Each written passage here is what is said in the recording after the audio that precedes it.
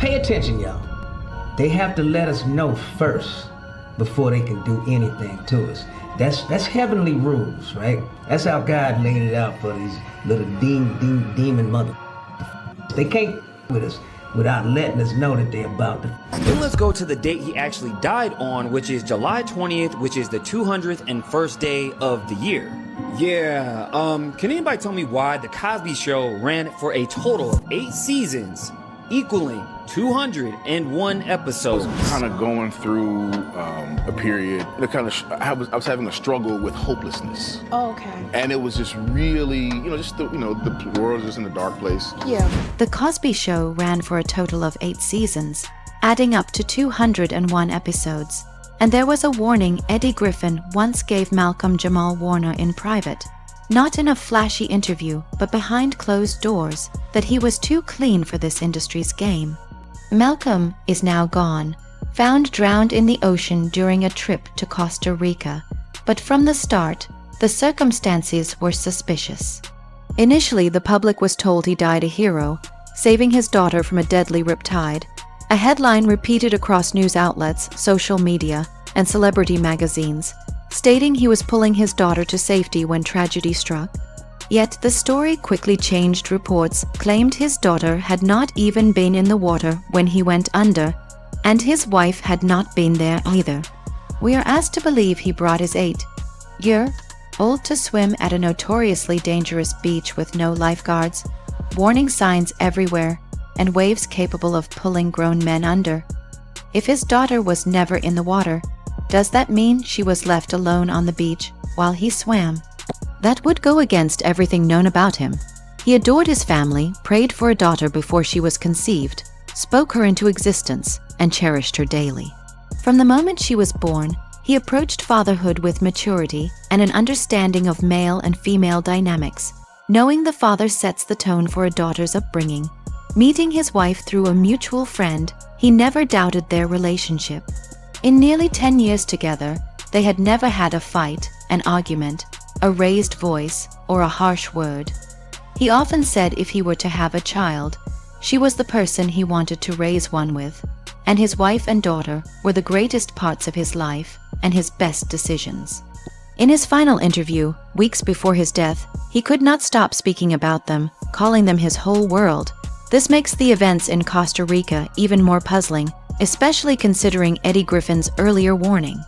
Eddie has been in the industry long enough to understand how it operates and recognize the target. Malcolm carried a black man without scandals, without handlers, without a self-destruction story, speaking out against the system and serving as a role model for young black boys. Malcolm kept his circle small, worked on his own terms, refused demeaning roles, and reconnected with people like Dave Chappelle and Mos Def, others who had stepped away from Hollywood's control. Eddie would tell him bluntly that those in power do not like clean reputations. Malcolm believed in loving a black boy so fiercely that the fear of disappointment would shape him more than any punishment could.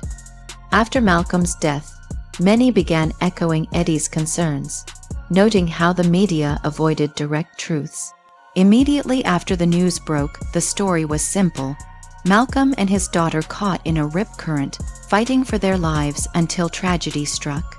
Less than 48 hours later, Costa Rica's Judicial Investigation Agency altered the account, saying that while he had been playing with his daughter at the shoreline, she was out of the water before danger hit.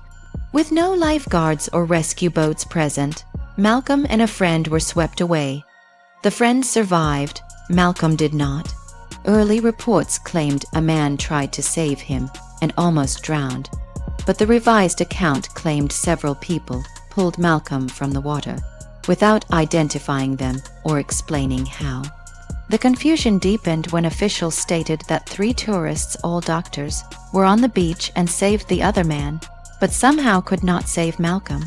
This shifting narrative raised suspicion, especially since no criminal charges followed, and the entertainment industry has a history of systematically tarnishing the reputations of black male entertainers, ensuring no one leaves with a clean image. The location itself, Pacocals, is infamous for dangerous rip currents, minimal safety measures, and warnings telling people not to swim. Even Olympic-level swimmers have struggled there. That day, the beach was essentially unpatrolled due to resource limits, with warning signs posted but no lifeguards present. This makes it harder to believe Malcolm would take his 8-year-old into those waters while his wife remained at the hotel. The changing storylines, first a heroic rescue attempt with his daughter, then her removal from the scene entirely, have been followed by silence. No press conferences, no public release of footage, and no clear timeline. Reporters who visited noted multiple warning signs about dangerous currents and wave conditions. Yet somehow, the detail about his daughter being in the water vanished once it no longer fit the narrative. With no transparent official briefing, the inconsistencies stand out, especially alongside Eddie Griffin's chilling statement that the industry will come after you if you remain too clean. Malcolm refused to follow Hollywood's script, take on humiliating roles, or be silent about its racial double standards. In a 2021 op-ed for the Television Academy, he directly stated that white executives, writers, producers, and directors are still the gatekeepers of black representation on television, deciding who gets in and what stories are told. Even when black creatives get a seat at the table, he warned, it is often symbolic, with the gate soon closing again, and stereotypes persisting under more polished packaging. He spoke out about Hollywood's recycling of limited, stereotypical portrayals of black people, the sidekick, the comic relief, the troublemaker, no matter how the faces change. Malcolm also criticized the music industry, highlighting how parts of rap and hip-hop had been twisted into promoting misogyny, toxic masculinity, violence, and self-destruction. He pushed for accountability, unity, and healing, but the industry thrives on negativity and conflict. He called out the lazy use of derogatory language in lyrics, saying even skilled artists like J. Cole overused certain terms. When the high-profile feud between Kendrick Lamar and Drake dominated headlines, Malcolm stayed out of it, calling it a distraction and lamenting how hip-hop gains mainstream attention mainly through beef, violence, or drama. This was consistent with his refusal to play the game, his rejection of control, and his insistence on truth over spectacle. Eddie Griffin's earlier warning now hangs heavily over the case, with some insiders whispering that Malcolm may have been preparing to expose a secret far bigger than Hollywood politics. One of his final Instagram posts read, "It's just words, it's just entertainment. You're looking into it too deeply. Okay, because I know we can do better. Hopefully, this leads to growth all around. The culture is on life support." Words that now feel like a potential clue or warning. His death and the unanswered questions surrounding it demand more than silence. The reaction to Malcolm's death was immediate, with tributes pouring in from fans, friends, and fellow artists. But Eddie Griffin's short and loaded Instagram post stood out. "My heart is heavy today." It was a raw acknowledgement from someone who had watched Malcolm fight against the Hollywood machine. Eddie had seen him as more than an entertainer. He was a father, son, poet, musician, actor, teacher, writer, director, friend, and warrior. Malcolm had gone to battle against an industry that rarely allows black men to leave unscathed. Whispers began circulating that his work in those final months may have gone beyond simply criticizing Hollywood or the music industry. Allegedly, he had been preparing to uncover something massive, a secret explosive enough for the elite to silence him at any cost. This speculation gained weight when people revisited one of his final public messages. On Instagram, he wrote lines that seemed casual on the surface but could easily be read as a veiled warning. "It's just words. It's just entertainment. You're looking into it too deeply. Okay, because I know we can do better. Hopefully, this leads to growth all around. The culture is on life support." The phrasing, especially the part about the culture being on life support, has since taken on an eerie tone, with some believing he was hinting at the dangers ahead or at forces actively working against progress in the community. For those who knew him, this aligned with Malcolm's long-standing refusal to water down his truth. He had never been afraid to speak openly, whether about systemic racism in Hollywood, the commercialization of hip-hop, or the manipulative nature of mainstream media. His words often carried weight because they were rooted in lived experience and delivered without a desire for viral fame. He was never chasing the next headline. He was pursuing genuine change. In conversations, Malcolm would often draw attention to how white network executives, producers, and directors maintained control over the images of Black people, using their positions to dictate which narratives were allowed and which ones were shut out. Even in rare cases where Black creatives were invited into the decision-making process, it was often a temporary gesture, designed to give the appearance of progress without allowing real, lasting change. Malcolm pointed out that stereotypes were not disappearing. They were simply being repackaged in more polished settings, keeping the same harmful ideas alive under different names. On his podcast, Not All Hood, he broke down the repetitive cycle of roles given to Black actors: the urban sidekick, the comedic relief, or the troublemaker, regardless of the actor's skill or range.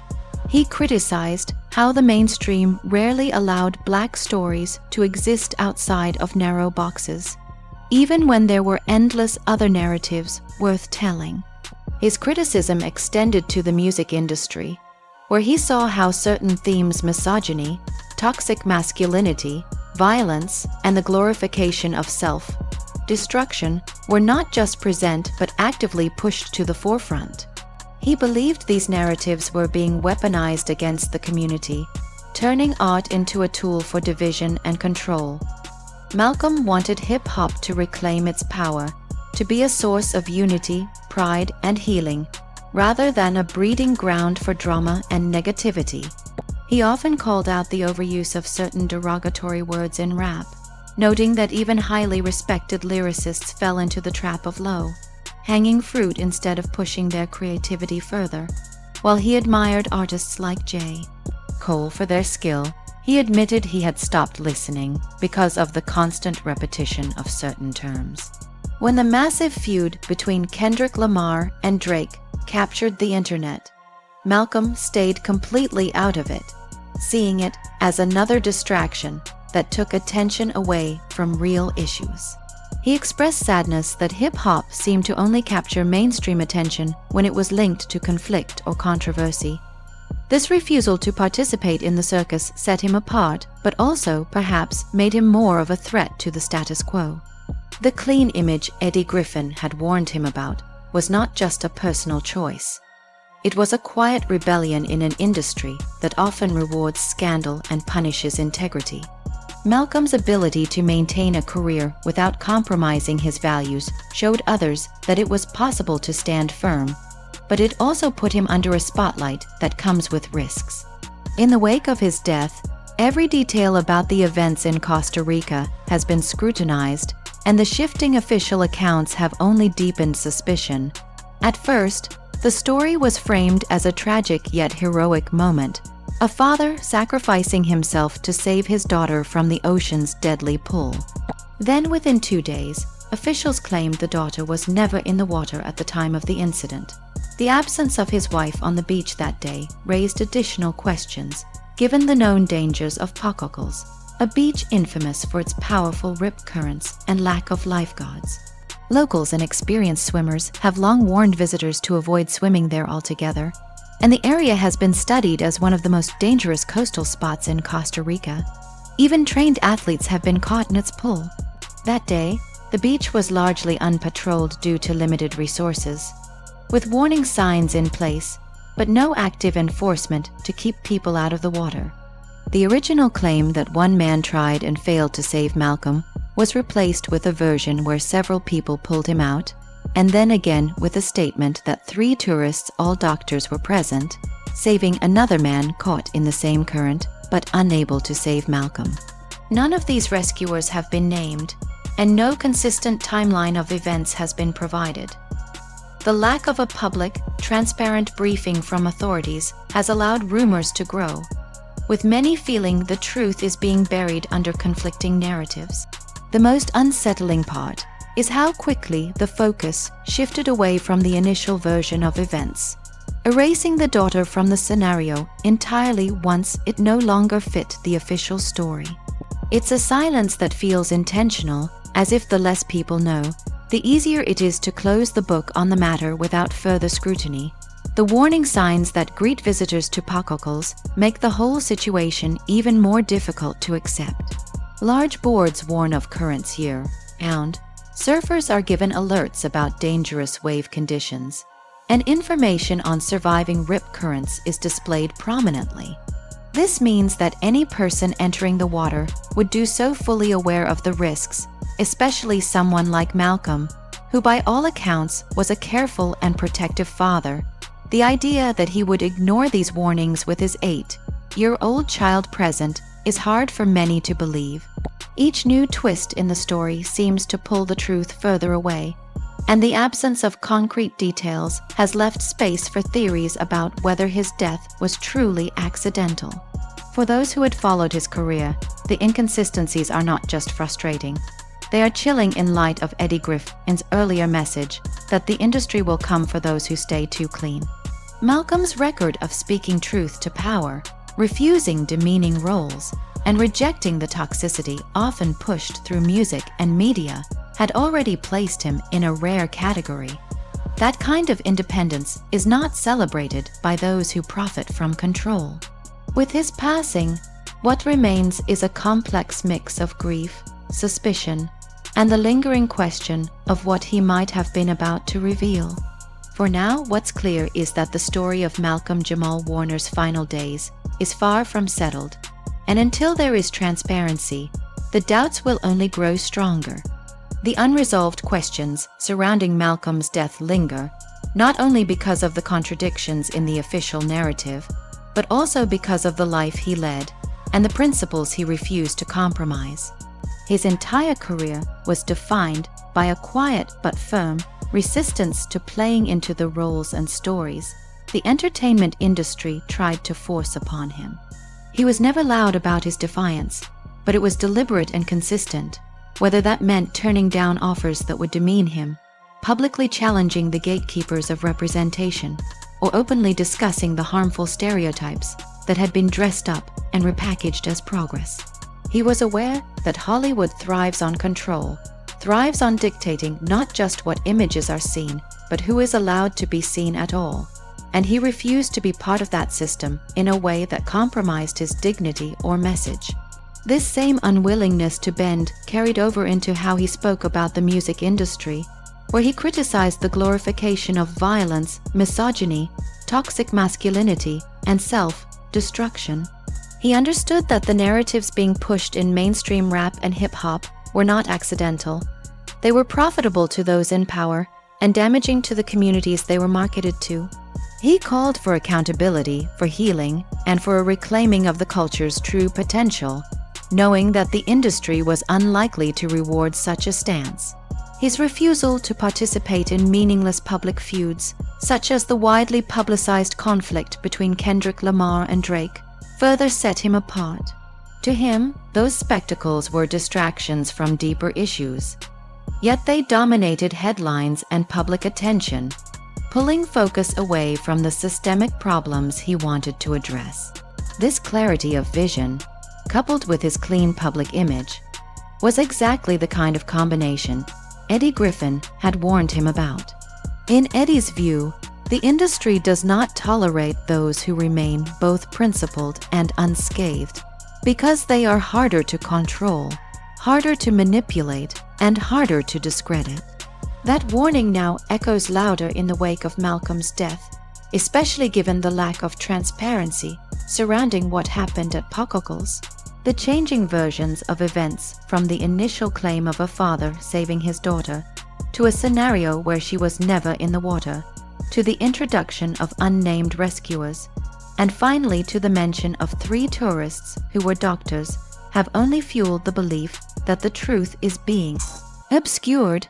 The absence of a clear, consistent account from Costa Rican authorities, along with the lack of public statements or press conferences, has left space for suspicion to grow unchecked. Locals have long known Pacockles to be one of the most dangerous beaches in the country, a place where even elite swimmers can be overpowered by the currents. The idea that Malcolm, a careful father, would choose to swim there with his 8-year-old daughter while his wife stayed at the hotel is hard for many to accept, particularly when the beach was unpatrolled and warning signs were posted in clear view. These signs did not just mention the presence of currents. They offered specific guidance on survival, underscoring the fact that the danger was constant and severe. That awareness makes the official accounts harder to reconcile, especially when each revision seems to remove key details or change the focus entirely. The lack of names for those who allegedly pulled Malcolm from the water, the vague description of their efforts, and the unexplained inability of 3 trained doctors to save him while successfully rescuing another man all contribute to the unease. For those who admired him, these unanswered questions do not just point to an incomplete investigation. They suggest a deliberate avoidance of the full truth. The significance of Eddie Griffin's tribute short, understated, but heavy with meaning, is that it did not attempt to package Malcolm's death into a neat, palatable story. Eddie simply acknowledged the weight of the loss. A loss not just to those who knew Malcolm personally, but to anyone who valued the kind of integrity he represented. In remembering him, people are not only mourning the man, but also recognizing the rare example he set in an industry that so often rewards the opposite of what he stood for. His final Instagram words, "It's just words. It's just entertainment. You're looking into it too deeply. Okay, because I know we can do better. Hopefully, this leads to growth all around. The culture is on life support." Now feel like a parting message, one that could be read as encouragement, as warning, or as both. The line about the culture being on life support resonates deeply with those who saw how tirelessly he worked to push back against narratives that weaken the community. Whether he meant it as a call to action or as an acknowledgement of the uphill battle ahead, it serves as a reminder of how much more he believed could be achieved. Those who have followed his career know that Malcolm was not someone who spoke lightly. His critiques were informed, his words intentional, and his perspective shaped by decades of navigating an industry designed to limit voices like his. That is why his death, and the murkiness surrounding it, feels like more than a tragedy. It feels like the silencing of a voice that was unwilling to play by the rules of a system built on exploitation. In the weeks after his passing, no new official updates have clarified what happened in Costa Rica. The initial rush of headlines faded quickly, replaced by other news, leaving behind a trail of inconsistencies and a lingering sense that too many questions remain unanswered. Those who remember Eddie Griffin's warning cannot help but connect it to the sequence of events. A man who remained clean, who spoke openly about systemic control and manipulation, who refused to be drawn into the games that dominate both Hollywood and the music industry, and who may have been on the verge of revealing something far bigger than the public knew. Whether or not the full truth ever comes to light, the story of Malcolm Jamal Warner's life and death has become, for many, a symbol of the dangers faced by those who choose to stay true to themselves in spaces that reward compromise. It is also a reminder of how quickly a narrative can shift, how easily details can be altered or erased, and how difficult it can be to demand accountability once the official version has been set. For the people who loved him, and for those who respected his work and his message, the fight for answers is not just about understanding the circumstances of his death. It is about honoring the principles he lived by. Until there is a transparent accounting of what happened that day on the beach, the doubts will remain, and so will the resolve of those who believe that silence is not an acceptable ending to Malcolm's story. His life, marked by defiance, integrity, and a refusal to compromise his truth, stands as both inspiration and warning. Inspiration to speak out against injustice, and warning of the costs that can come with doing so.